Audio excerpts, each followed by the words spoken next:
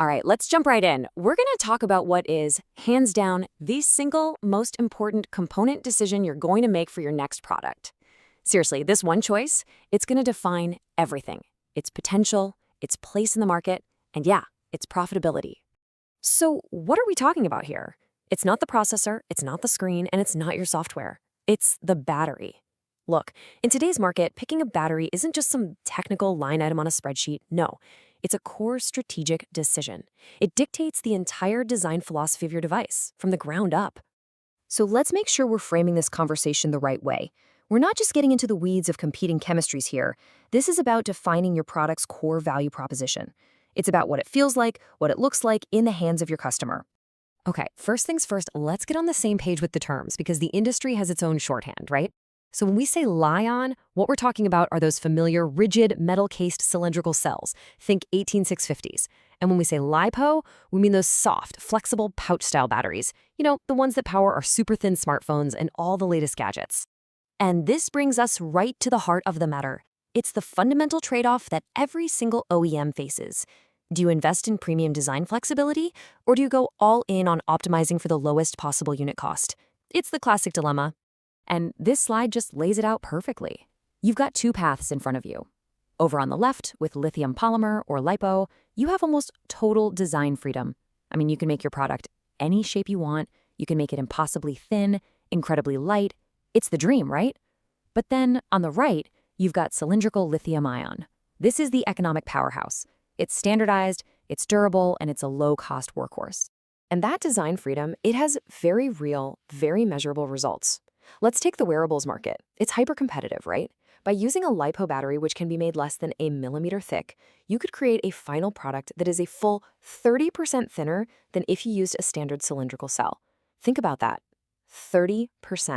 That is a massive, massive differentiator on a retail shelf. But of course, that premium design comes at a direct cost. It hits your bill of materials, your BOM. You're typically looking at a 10 to 30% price premium for a LiPo cell over a Li-ion cell of the exact same capacity.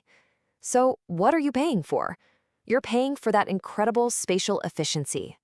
So the really crucial thing to understand here is why that price gap even exists, and it all comes down to decades of manufacturing optimization. Cylindrical cells, like the famous 18650, are produced by the billion on these incredibly fast, highly automated lines. LiPo pouches, on the other hand, well, it's a slower, more delicate process. And if you want a custom size, that often means new tooling and mold fees, which, hits your initial project costs right up front. Okay, so we've talked cost and shape, but beyond that, we've got to look at how these batteries actually perform and hold up over their operational life. This is where things like reliability and the total cost of ownership really come into play. I love this analogy because it's just perfect. Think of LiPo as the sprinter, a high-performance athlete. It has super low internal resistance, which means it can dump a huge amount of energy incredibly fast. That's absolutely critical for things like high-performance drones. Now, Li-ion, that's your marathon runner. It's built for endurance, for a long, steady operational life. And get this, it typically offers double the number of charge cycles. Double. And that marathon runner endurance, that brings us to physical reliability. For products that are going to be in tough environments, I'm talking power tools on a construction site, industrial sensors out in the field, that rigid steel can of a cylindrical cell gives you a level of durability that a soft pouch just can't match. It's that simple. In those cases, physical ruggedness isn't a nice-to-have, it's a non-negotiable feature. And how they fail, well, that's fundamentally different by design too. A soft LiPo pouch, it's engineered to swell up or puff up when something goes wrong. It's a really clear visual warning sign. The hard Li-ion can, on the other hand, it's basically a pressure vessel. It's designed with vents to safely release gas if there's a problem. So while a puncture is pretty much catastrophic for a LiPo, that steel case on a Li-ion offers some serious protection. Okay, so let's put all of this together. How do we turn all these trade-offs into a simple, actionable decision for your engineering and procurement teams? Well, we can use a strategic sourcing matrix. And here it is.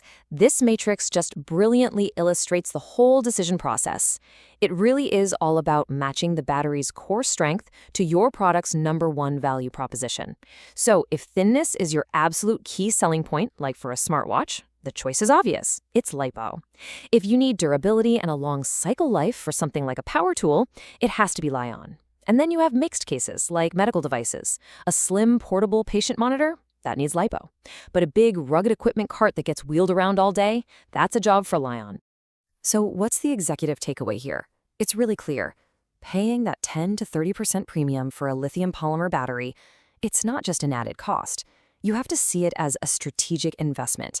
It's an investment in design differentiation, in user experience, and in the premium perception of your brand. You accept the cost when those features, the thinness, the shape, the weight, are the product. But look, making this choice doesn't have to feel like a huge risk. Take a custom lipo, for example. The lead time for tooling can be a real concern, right? But when you partner with an expert, their design and engineering services can run in parallel with the tooling process. This effectively accelerates your prototyping timeline, and it helps offset that initial investment of time and money. It's all about de-risking the entire supply chain, from start to finish. And finally, let's zoom out a bit. This is about more than just your next product. It's about your entire product roadmap. A huge part of your sourcing decision has to be choosing a partner with a clear vision for the future. You want someone who's already deep in R&D for next-generation tech, like solid-state and structural batteries. That's how you ensure your products stay ahead of the curve, not just this year, but for years to come. So it all comes down to this one question, really, the one you need to answer for your business. Is your power source just another component on a list, or is it a genuine strategic advantage? We hope this briefing has given you the framework to start that conversation and find the absolute perfect power solution for your next big innovation.